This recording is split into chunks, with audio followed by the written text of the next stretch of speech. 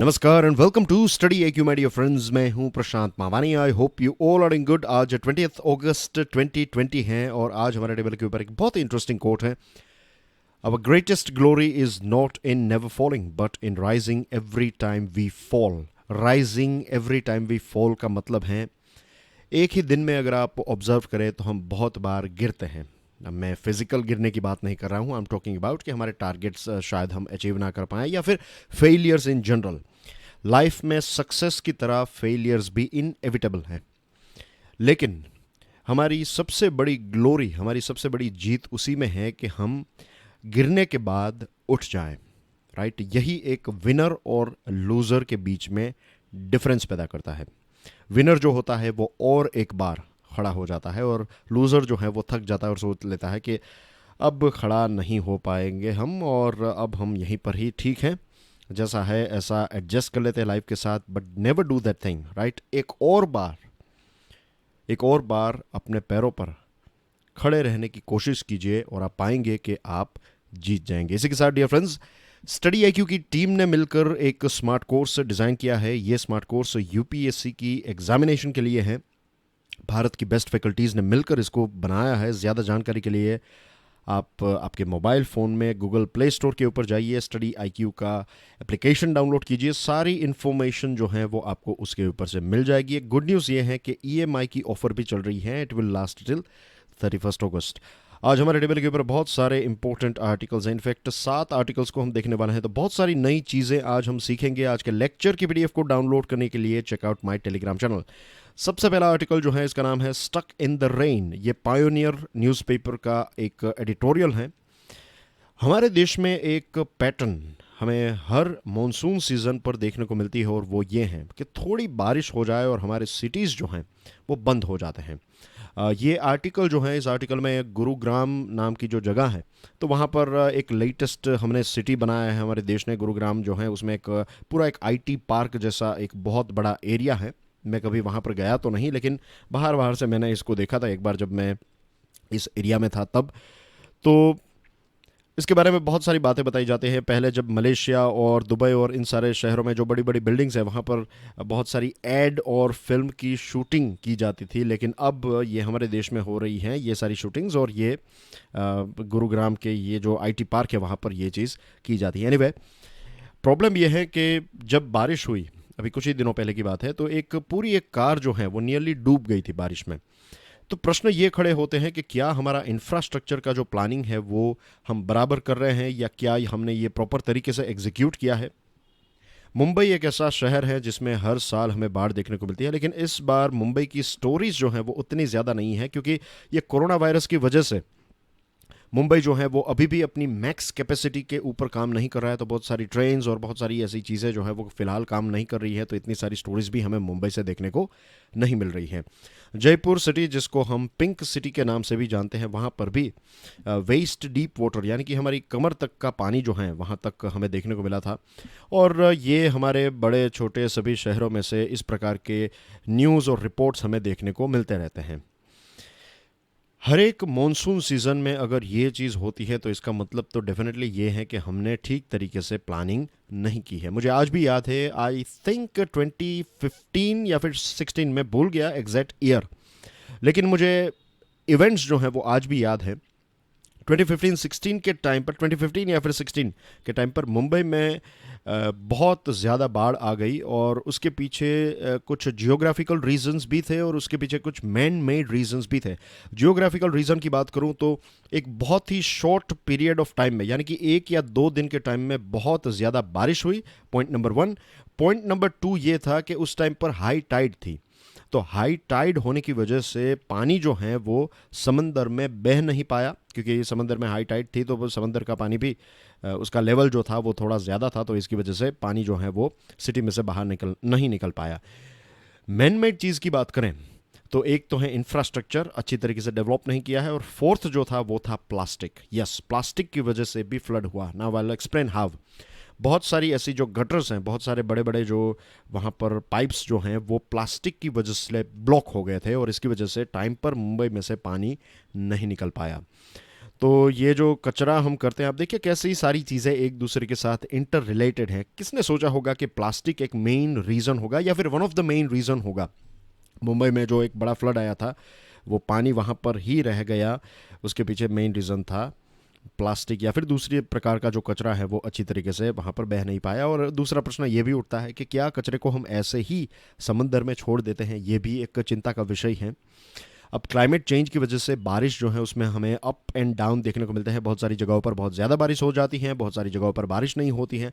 तो इस प्रकार की इवेंट जो एक सडन बारिश है या फिर इरेटिक एक प्रकार का इराटिक, यानी कि आप तय नहीं कर पाते कि कोई एक ऐसी खास पैटर्न अब नहीं रही है। तो ऐसे टाइम में हमें किस चीज़ के ऊपर ज़्यादा फोकस करना चाहिए? हमें प्रिपेयर्डनेस के ऊपर ज़्यादा फोकस करना चाहिए। हम स्मार्ट सिटीज़ तो डेवलप कर रहे हैं, लेकिन स्मार्ट सिटीज़ में स्मार्ट लोग भी और स्मार्ट कल्चर भी हमें डेवलप करना पड़ेगा। हम सब ज़्यादातर लोग जो हैं वो आजकल स्मार्टफोन्स का इस्तेमाल कर रहे हैं, तो बहुत सारे ऐसे गैजेट्स इसमें ऐड किए जा सकते हैं। आई मीन टू से एप्स ऐसे डिज़ाइन किए जा सकते हैं जो हमें रियल टाइम वेदर की इंफॉर्मेशन प्रोवाइड करें। और ये मेरा मानना है इसलिए इम्पोर्टेंट है क्योंकि हमारे देश में मॉनसून के टाइम पर अगर let's say all of the sudden ज़्यादा बारिश आपके शहर में होने वाली है, तो आप उस दिन का काम जो है वर्क फ्रॉम होम भी कर सकते हैं। ऐसी चीज़ हम डिज़ाइन कर सकते हैं। बहुत सारी ट्रेन्स कैंसिल करनी है, तो इन सारी चीज़ों का प्लानिंग जो है वो एडवांस में किया जा सकता है। फिर मॉनसून ही नहीं, हीट वेव भी एक बहुत बड़ा इश्यू है हमारे देश में। हर साल बहुत सारे लोग जो हैं वो हीट वेव का शिकार बन जाते हैं। तो समर के टाइम पर we can do this thing as well, right. तो मैं बात कर रहा था, एक छोटा सा टेक्निकल ग्लिच आ गया, I am sorry about that. Heat wave के बारे में मैं बात कर रहा था। तो हीट वेव में डिफरेंस ऐसा है कि हर साल हमारे देश में बहुत सारे लोग जो हैं वो हीट वेव की वजह से उनकी मृत्यु हो जाती है।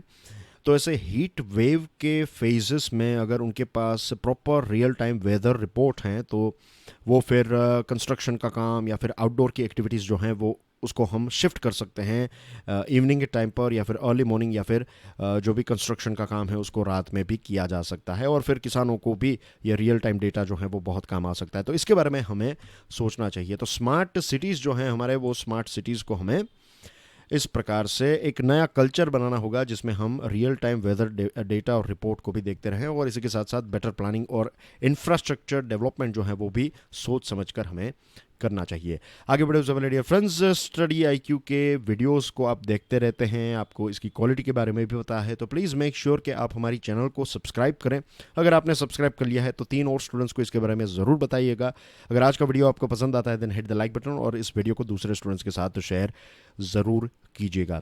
राजपक्षास डू इट अगेन, ये ट्रिब्यून न्यूज़पेपर का एक बहुत ही इंटरेस्टिंग आर्टिकल है। इस आर्टिकल को लिखा है जी पार्थसारथी साहब ने।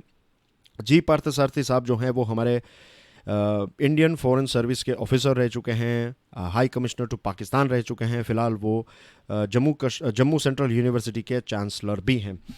इनके आर्टिकल्स का मैं एक तरह से आप कह सकते हैं कि बहुत बड़ा फ़ैन हूं, क्योंकि आज तक जितने भी मैंने उनके आर्टिकल्स पढ़े हैं काफ़ी easy to understand, simple language में होते हैं, और उसमें नॉलेज जो है वो भरपूर हमें देखने को मिलती हैं।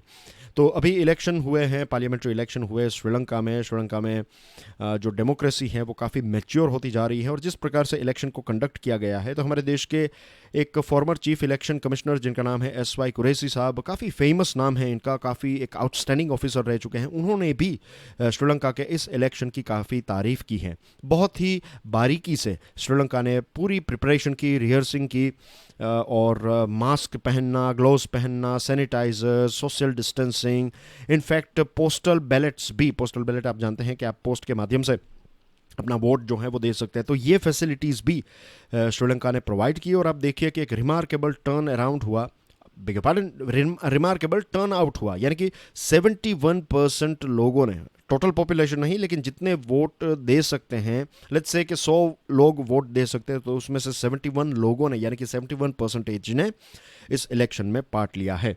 तो that's a very outstanding achievement. और ये सारी चीज़ें कब हुई? कोरोना वायरस पेंडेमिक चल रहा है उस टाइम पर। कोरोना वायरस की बात करें तो उसमें भी श्रीलंका ने काफ़ी एक अच्छा रोल प्ले किया है। सिर्फ 11 डेथ्स और 2900 जितने कन्फर्म्ड केसेस श्रीलंका में हमें देखने को मिल रहे हैं। इस इलेक्शन का रिजल्ट क्या आया? राजपक्षे ब्रदर्स जो हैं उन्होंने इस इलेक्शन में एक बहुत अच्छी जीत हासिल की है। 225 सीट्स में से 145 सीट्स इन दोनों भाई को मिली है, इनकी पार्टी को मिली है।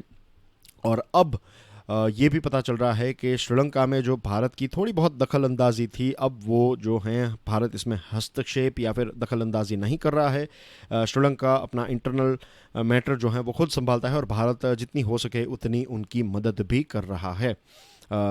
पर्सनली मोदी साहब ने राजपक्षे ब्रदर्स को विश भी किया, उनके साथ टेलीफोनिक कन्वर्सेशन भी की, और इंडियन हाई कमिश्नर जो हैं उन्होंने भी अलग अलग पार्टीज, अलग अलग लीडर्स के साथ भी मुलाकात की, और ओवरऑल रिलेशनशिप जो हैं वो काफ़ी दोनों देशों के फिलहाल अच्छे नज़र आ रहे हैं। That's a good thing. Okay, अगर हम हिस्ट्री को देखें, इंडिया और श्रीलंका के बीच की जो एक हिस्ट्री, मॉडर्न हिस्ट्री की बात कर रहा हूँ मैं, तो श्रीलंका जो है उसमें एथनिक कॉन्फ्लिक्ट्स चल रहे थे और तमिल और सिंहला लोग के बीच में काफ़ी कॉन्फ्लिक्ट चले, और उसमें लाख से भी ज़्यादा सिविलियंस की मृत्यु हुई।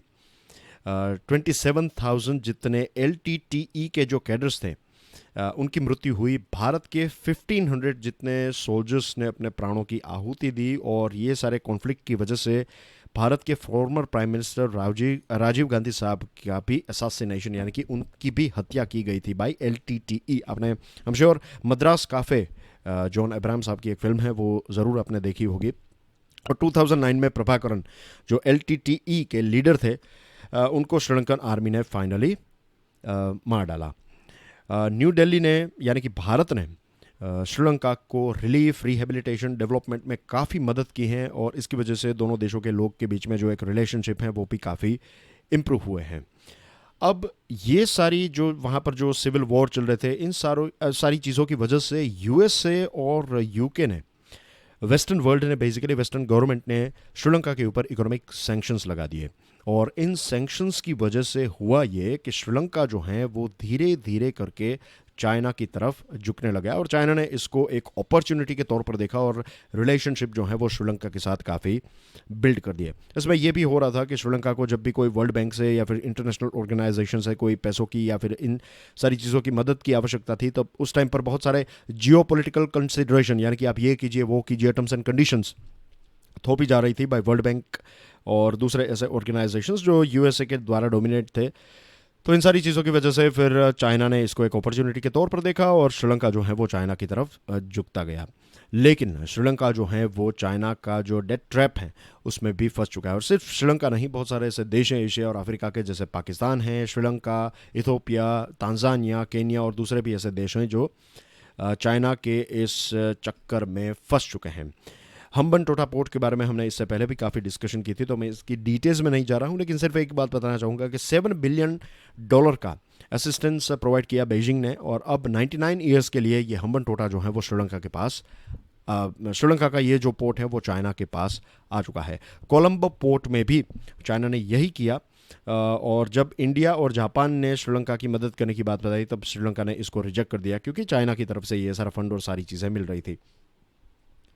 भारत के लिए चिंता का विषय ये रहा कि ये जो हम्बनटोटा पोर्ट है और कोलंबो पोर्ट है, तो उसमें चाइना के जो नेवल वेसल्स और सबमरीन्स हैं वो भी यहाँ पर पार्क किए जा रहे थे, और ये इंडिया के सिक्योरिटी पॉइंट ऑफ व्यू से, इंडियन ओशन रीजन के सिक्योरिटी पॉइंट ऑफ व्यू से काफ़ी एक बहुत बड़ा चिंता का विषय भी बन चुका है, और बन गया था। एक टाइम था जब ये काफ़ी एक हॉट टॉपिक था, अभी फ़िलहाल जो है वो इतना ज़्यादा ये हॉट टॉपिक नहीं है, लेकिन फिर भी ये एक चिंता का विषय तो डेफिनेटली है।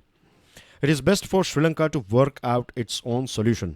जो तमिल डोमिनेटेड नॉर्थन और ईस्टर्न प्रोविंसेस हैं उनके प्रिडोमिनेटली ये वाले रीजन जो हैं, तो ये वाला पोर्शन जो है और ये वाला पोर्शन जो है, तो यहाँ पर श्रीलंका खुद अपने लोगों के साथ प्रॉब्लम सॉल्व करे, यही भारत चाहता है। भारत अब यहाँ पर इंटरफियर नहीं कर रहा है। हाँ, भारत वहाँ के जो इंडियन तमिल्स हैं तो उनकी मदद कर रहा है, लेकिन पॉलिटिकली ऐसा कोई सपोर्ट या फिर ऐसा नहीं है कि वहाँ पर सिविल वॉर और इस प्रकार की सिचुएशन। और जैसे मैंने आपको बताया कि मोदी साहब ने पर्सनली महिंदा राजपक्षे और उनके जो छोटे भाई हैं गोतबाया राजपक्षे, दोनों को कॉल करके उनके साथ बातचीत भी की थी।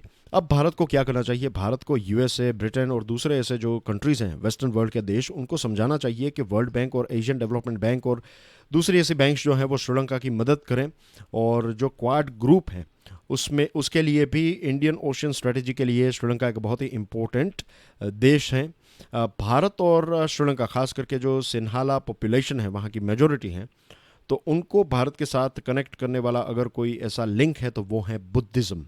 श्रीलंका से लाखों लोग हर साल बोध गया और दूसरे जो बुद्ध भगवान के जीवन के साथ जुड़े हुए जो धार्मिक स्थल हैं वहाँ पर हर साल आते हैं। तो ये एक कनेक्टिंग लिंक है, पीपल टू पीपल कॉन्टेक्ट काफ़ी अच्छे हैं, तो इसका हमें सदुपयोग करके श्रीलंका के साथ और अच्छे रिलेशनशिप डेवलप करने चाहिए।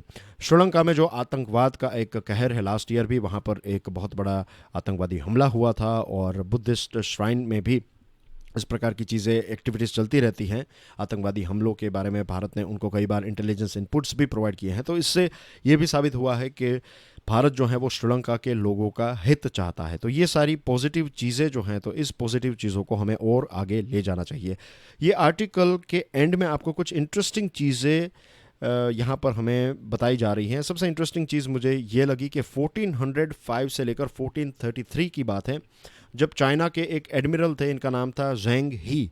ज़ेंग ही ने श्रीलंका के एक राजा थे वीरा अल्केश्वरा, तो वीरा अल्केश्वरा को एबडक्ट कर लिया, उनका अपहरण कर लिया, और फिर जो एक भगवान बुद्ध के साथ जुड़ा हुआ एक टूथ था, उनका जो एक दांत था, उनको भी चाइना ने अपने कब्ज़े में ले लिया, और कुछ 500 ईयर्स के बाद चाइना ने इसको श्रीलंका को लौटाया। तो ये सारी चीज़ें जो हैं, चाइना श्रीलंका के रिलेशनशिप में कुछ ऐसे लूप होल्स हैं, लेकिन यही चीज़ अगर आप इंडिया के साथ देखें तो इंडिया और श्रीलंका के रिलेशनशिप जो हैं वो काफ़ी मजबूत है। ऐसे कल्चरल रिलेशनशिप जो हैं हमारे काफ़ी अच्छे हैं। Moving on to next item, data power. Facebook और वॉल स्ट्रीट जर्नल, कल भी हमने इस टॉपिक के बारे में बात की थी। ये टी राजा सिंह, जिन्होंने एक कंट्रोवर्शियल पोस्ट फेसबुक के ऊपर पोस्ट की थी और फेसबुक ने इसको डिलीट नहीं किया, तो ये एक बहुत बड़ी कंट्रोवर्सी बन चुकी है। कल भी हमने इसके बारे में बात की थी, तो उन सारी चीज़ों को मैं यहाँ पर रिपीट नहीं करूँगा, लेकिन इस आर्टिकल में ये बताया है कि एक एलेक्स जॉन्स थे, रेडियो होस्ट, उनकी कमेंट, और एक लुइस फराह खान नाम के एक व्यक्ति थे, तो इनकी जो कमेंट्स है उनको तो फेसबुक ने डिलीट कर दिया, लेकिन टी राजा सिंह की कमेंट को डिलीट नहीं किया। तो इसके ऊपर रिपोर्ट का कहना यह है कि भारत में फेसबुक के जो पब्लिक पॉलिसी डायरेक्टर हैं मिस अनखी दास, तो उन्होंने अपने लोगों को, अपने फेसबुक में काम करने वाले लोगों को ये बताया कि punishing violations by politicians from mister Modi's party would affect the companies business prospects in the country. कल हमने जैसे देखा कि भारत में व्हाट्सएप और फेसबुक का एक बहुत बड़ा यूज़र बेस है। फिर अभी रिलायंस जियो में भी फेसबुक ने कुछ 5.2 या 5.7 बिलियन ऐसा कुछ इन्वेस्टमेंट किया है, अप्रैल में ये डिक्लेयर किया था। तो इतना बड़ा इन्वेस्ट किया है, तो मीन्स यहाँ पर ये बीजेपी का कहना नहीं है, लेकिन फेसबुक के एक बहुत इंपॉर्टेंट व्यक्ति का कहना ये है कि अगर हम ऐसी कोई एक्शन बीजेपी के लोगों के खिलाफ लेंगे तो फिर सरकार जो है वो हमसे नाराज़ हो सकती है। पार्लियामेंट्री पैनल की ये डिमांड है, जिसके हेड हैं कांग्रेस के एमपी शशि थरूर। उनका कहना यह है कि फेसबुक के एग्जीक्यूटिव्स को समन किया जाए, उनको पार्लियामेंट्री कमेटी के सामने बुलाया जाए और पूछा जाए कि आपने इस प्रकार के डिसीजंस क्यों लिए और आप इस प्रकार के डिसीजंस कैसे लेते हैं, और डिसीजंस बेसिकली आप किस प्रकार से और कैसे लेते हैं। ये चीज़ हमें कैम्ब्रिज एनालिटिका का जो इंसिडेंट था वो भी याद दिलाती है। अगर आपको पता नहीं कि ये क्या है, तो कैम्ब्रिज एनालिटिका जो है वो एक कंपनी है, और ये इसने क्या किया कि फेसबुक के यूज़र्स का डेटा चुराया, ये प्रोफाइलिंग की, उनको क्या पसंद है क्या पसंद नहीं है, ये सारी चीज़ें उन्होंने एनालाइज करके ये डेटा जो है वो पॉलिटिकल पार्टीज़ को बेचा, और इस प्रकार से कैंपेन और चीज़ों को, पॉलिटिकल कैंपेन्स को चलाया जा रहा था। तो इस प्रकार की जो अनहोली गेम्स आप कह सकते हैं, या इस प्रकार की डर्टी गेम्स जो हैं, ये बहुत सारी टेक्नोलॉजिकल जायंट कंपनीज जो हैं वो खेलती रहती हैं, और ये डेमोक्रेसी के लिए अच्छी बात नहीं है।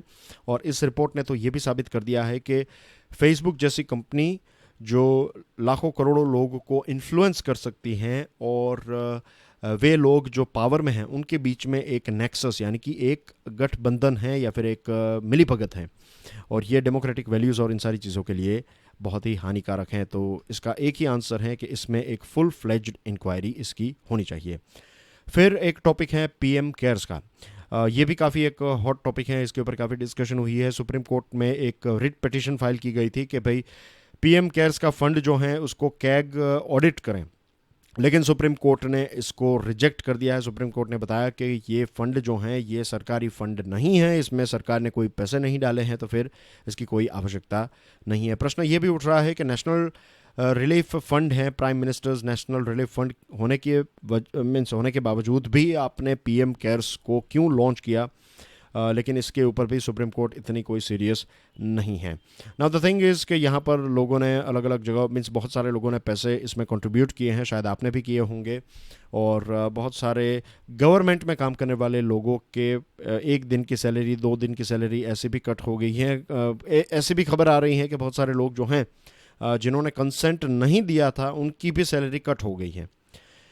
और कंपनीज़ को ये बताया है कि आप इसमें फ़ंड जब देंगे तो आपकी CSR यानी कि कॉर्पोरेट सोशल रिस्पॉन्सिबिलिटी में इसको काउंट किया जाएगा। अभी कुछ टाइम पहले की बात है, मई 2020 की बात है कि 31,000 करोड़ रुपीस जो हैं वो माइग्रेंट वर्कर वेलफेयर और वैक्सीन डेवलपमेंट और वेंटिलेटर्स को ख़रीदने में फ़ंड का इस्तेमाल किया गया था।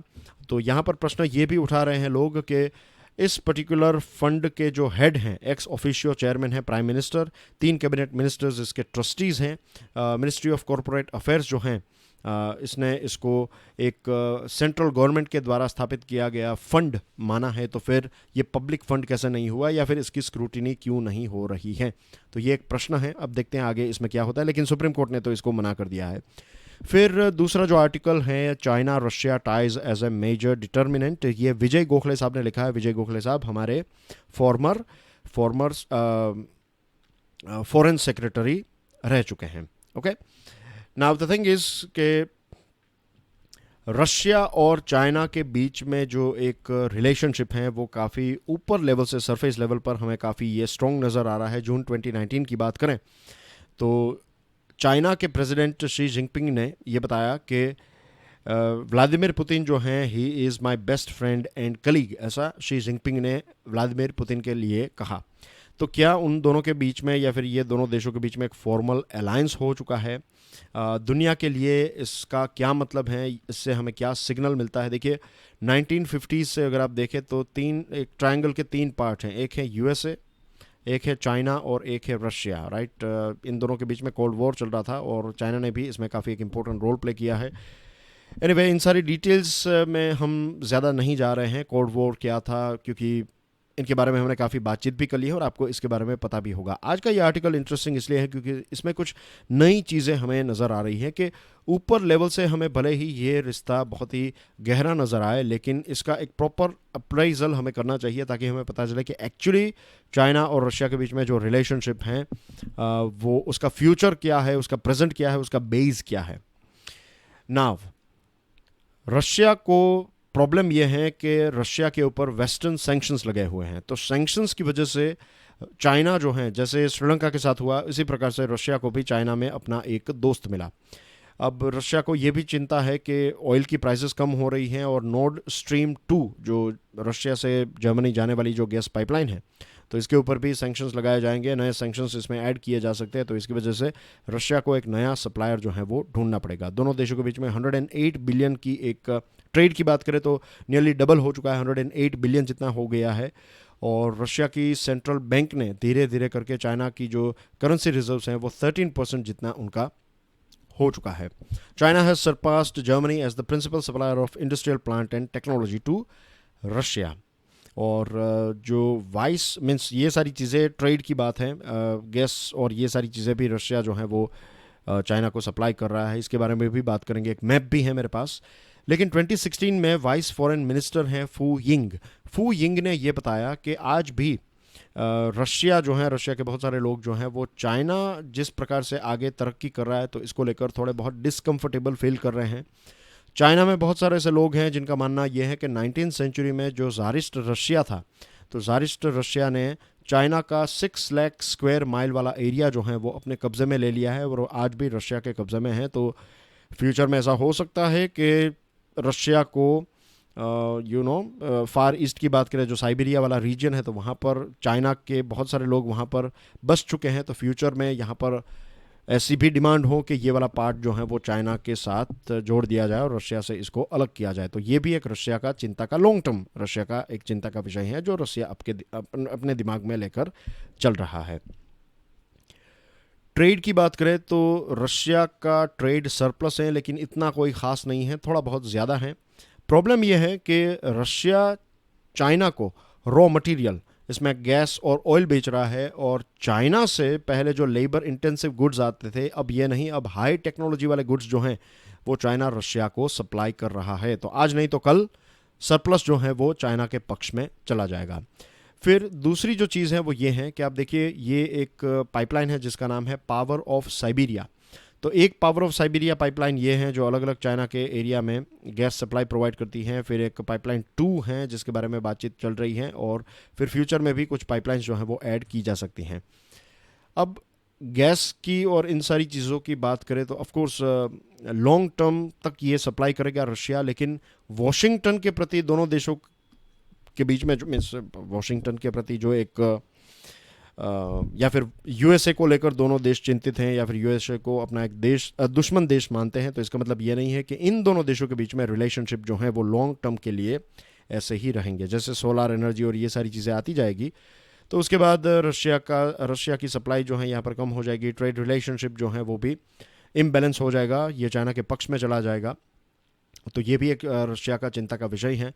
रशिया ने S-400 मिसाइल सिस्टम बेचने की बात बताई है चाइना को, लेकिन चाइना धीरे धीरे आत्मनिर्भर होता जा रहा है और फ्यूचर में रशिया से डिफेंस प्रोडक्ट्स भी चाइना ख़रीदना बंद कर सकता है। ये भी एक रियलिटी है, और फ्यूचर में रशिया जो है ये चाइना का एक जूनियर पार्टनर बनकर रह जाएगा, उनका एक इक्वल पार्टनर नहीं रहेगा। तो ये सारी चीज़ों को ध्यान में रखते हुए हमें ये ध्यान में रखना चाहिए भारत को कि रशिया और भारत के बीच में अगर आप इंटरनेशनल लेवल पर देखें तो ऐसे कोई कॉन्फ्लिक्ट नहीं है, कॉन्फ्लिक्ट ऑफ इंटरेस्ट नहीं है। ऐसा नहीं है कि रशिया और इंडिया एक दूसरे के आमने सामने हैं किसी भी पॉइंट को लेकर। जनरली स्पीकिंग सारे पॉइंट्स में हम एक पेज के ऊपर हैं, या फिर हमारी अंडरस्टैंडिंग काफ़ी अच्छी है।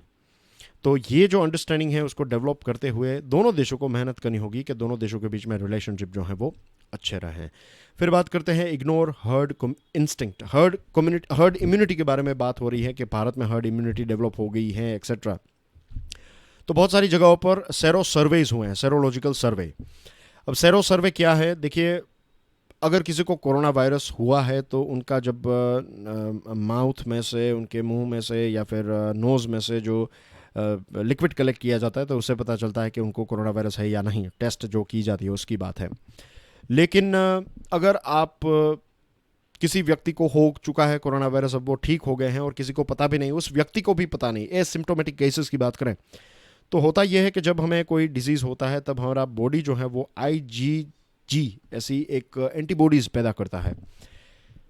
तो अगर किसी को टेस्ट नहीं किया, कोई एसिम्प्टोमेटिक है, अब वो ठीक हो गए, तो फिर अगर आप उनका सलाइवा और ये सारी चीज़ें टेस्ट करेंगे तो पता नहीं चलेगा। लेकिन अगर आप उनका ब्लड टेस्ट करेंगे तो पता चलेगा कि एक एंटीबॉडीज़ उनके बॉडी ने तैयार की थी, और ये एंटीबॉडीज़ लगभग 1-2 महीने तक हमारे ब्लड में हमें देखने को मिलती हैं, राइट। तो सेरो सर्वे में यही देखा जाता है कि किस व्यक्ति के बॉडी ने ऐसी एंटीबॉडीज़ पैदा की है, और जिनके बॉडीज़ ने ऐसी पैदा की है तब पता चलता है कि फॉर एग्जांपल मुंबई के स्लम में 51.5% जितने 57% जितने लोग, पुणे में कुछ 51%, दिल्ली में 28% सैंपल जो किया गया लोगों का, तो उसमें पता चला कि उतने लोगों के अंदर ये एंटीबॉडीज़ हमें देखने को मिली थी। लेकिन क्या इसका मतलब ये है कि हमारे देश में हर्ड इम्यूनिटी हमने डेवलप कर ली है? हर्ड इम्यूनिटी के लिए जनरली ये माना जाता है कि 60-70% पॉपुलेशन को अगर ये बीमारी हो जाए तब जाकर ये इम्यूनिटी हमारे हर्ड इम्यूनिटी हम में पैदा होती है, यानी कि हमारा बॉडी इतना एंटीबॉडीज़ पैदा कर लेता है कि ये जो एक डिजीज़ है उस डिजीज़ की इम्पैक्ट हमारे ऊपर नहीं होती है।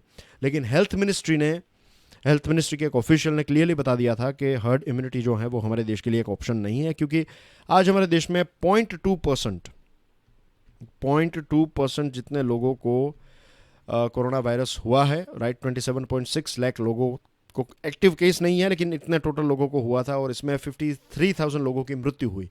तो देश की जो पॉपुलेशन है उसका 60-70% आप निकाले तो अगर 2% भी अगर हम मृत्यु दर देखें then we are talking about crores of people. तो इतना कोई भी रिस्क जो है वो हम नहीं ले सकते। फिलहाल हमें क्या करना चाहिए, मेडिकल इंफ्रास्ट्रक्चर को और ज़्यादा मजबूत करना चाहिए, वैक्सीन डेवलपमेंट के ऊपर फोकस करना चाहिए। वैक्सीन डेवलपमेंट हो जाए तो उसके बाद डिस्ट्रीब्यूशन के ऊपर फोकस करना चाहिए। और यूएसए का जो FDA है और इजराइल में भी ये चीज़ें चल रही है कि सलाइवा टेस्ट के माध्यम से हम देख सकें कि किसी को कोरोना वायरस की इम्पैक्ट या फिर इन्फेक्टेड है या नहीं। तो अगर इसको अप्रूवल मिल गया है तो इसको भी हमें सलाइवा टेस्ट करनी चाहिए ताकि ज़्यादा से ज़्यादा लोगों को हम एक स्पीड में टेस्ट कर सकें। Moving on to last topic of the day, it's about nativism. अभी चीफ मिनिस्टर हैं मध्य प्रदेश के शिवराज सिंह चौहान साहब, उन्होंने ये बताया, उन्होंने ये डिसीजन लिया है कि गवर्नमेंट की जो जॉब्स हैं वो लोकल लोगों को दी जाएगी। उन्होंने चिल्ड्रन यानी कि बच्चे शब्द का इस्तेमाल किया कि उस राज्य के जो लोग हैं, जो यंगस्टर्स हैं, वो उनके बच्चे की तरह हैं फॉर एग्जांपल। तो इससे एक पॉलिटिक्स में एक फादर फिगर का रोल और ये सारी चीज़ें पॉलिटिक्स का पार्ट हैं, रिटोरिक्स जिसको हम कहते हैं। लेकिन बहुत सारी जगहों पर हमें ये देखने को मिलता है कि जब इकोनॉमी अच्छा परफॉर्म नहीं करती है या फिर आपको कोई एजेंडा है आपका, वॉट एवर इट इज़, तो प्रोटेक्शनिज्म एक ऐसी चीज़ है जिसका सहारा लिया जाता है। यूएसए में मिस्टर ट्रंप प्रोटेक्शनिज्म के बारे में बात करते हैं। फिर देश के दुनिया के बहुत सारे अलग अलग देश हैं जिसमें ये चीज़ें देखने को मिलती हैं। हमारे देश में भी बहुत सारे राज्यों ने इस प्रकार की चीज़ें की थी, महाराष्ट्र में, फिर दूसरे भी राज्य हैं जहाँ पर ये सारी खबरें आपने पढ़ी होगी। Anyway, constitution point of view से देखें तो कॉन्स्टिट्यूशन में इस प्रकार का जो एक भेदभाव है वो आप नहीं कर सकते। आर्टिकल 16 सब आर्टिकल 2 जो है उसमें क्लियरली बताया है कि no citizen shall on grounds only of religion, race, caste, sex, descent, place of birth, residence, ऐसी किसी भी चीज़ के ऊपर आप किसी के साथ भेदभाव नहीं कर सकते। आर्टिकल 19 जो है उसमें हर एक सिटीज़न को ये अधिकार दिया है कि आप हमारे देश की टेरिटरी में कहीं पर भी जा सकते हैं। लेकिन फिर भी कुछ राज्यों ने एजुकेशन में इस प्रकार के रिजर्वेशंस क्रिएट किए हैं। आर्टिकल 15 को देखें आप तो protects citizens against discrimination based on place of birth. Article 14 equality before law, ये सारी चीज़ें हैं। और लेबर की बात करें, लेबर एक बहुत ही टेक्निकल चीज़ है। लेबर यानी कि मजदूर जो हैं या फिर आपको लोग हायर करने हैं, तो ये एक बहुत ही बिजनेस के पॉइंट ऑफ व्यू से देखें तो आपको आपकी जो लेट्स से आपके ऑफिस में एक क्लर्क की जगह है, तो आप ऐसा थोड़ी देखेंगे कि लोकल व्यक्ति कौन है, आप ये देखेंगे कि बेस्ट इतने पैसे में मुझे बेस्ट क्लर्क कौन है। तो आप वो व्यक्ति किसी भी राज्य का हो सकता है, अगर वो आपका काम बेस्ट तरीके से कर सकता है तो आप उसी को ही हायर करेंगे। अगर आप ऐसे रूल्स निकालेंगे कि भाई 100% लोकल लोगों को ही अपॉइंट करना है, तो फिर होगा ये कि कंपनीज जो हैं वो आपके राज्य में से निकलकर दूसरे राज्य में चली जाएगी और इससे देश का ही नुकसान होगा और आपके राज्य का ही नुकसान होगा। And that's everything in today's discussion dear friends. ये कुछ न्यूज़ आइटम्स हैं, आज हमने बहुत सारी चीज़ों के बारे में डिस्कशन किया है, isn't it. I am sure आज का लेक्चर आपको पसंद आया होगा। Hit the like button if you have enjoyed today's discussion. Enjoyed in the sense कि आज के लेक्चर से आपको बहुत सारी चीज़ें समझ में आई, तो हिट द लाइक बटन और इस लेक्चर को दूसरे स्टूडेंट्स के साथ शेयर ज़रूर कीजिएगा। Thank you very much, God bless you all, जय हिंद।